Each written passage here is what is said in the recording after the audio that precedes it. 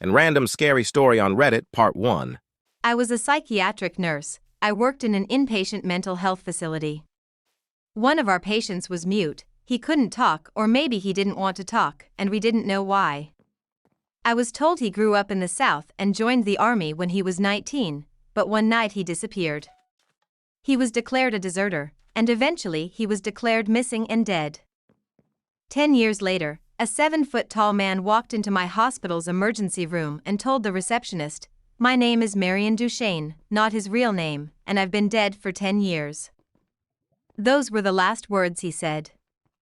He was covered in dust and he was wearing the same clothes he was said to have been wearing the night he disappeared. His social security number was not used and he had no identification on him. However, they were able to identify him, I assume by fingerprints. The family was notified, but they said they were mourning their loved one and thought that anyone claiming to be him could not be him. They asked not to be contacted again and hung up. During the time I was there, Marion paced back and forth all day, moving his mouth as if he was talking or mumbling, but no sound came out. He had a creepy habit of throwing his head back with his mouth wide open as if he was laughing heartily, but you could not even hear him breathing.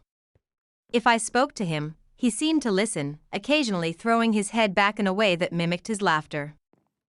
Occupational therapy was of no help as Marion just grinned, and unless told to stay put, he would get up and start pacing. On my last day at that job, the last thing I saw was Marion, pacing the parking lot, throwing her head back to laugh. I wondered afterward if I was facing a ghost. Years later, I still don't know. How do you think about this story? Did she face a ghost or just a survivor after going missing and becoming unstable? Like and follow for more video? Thank you.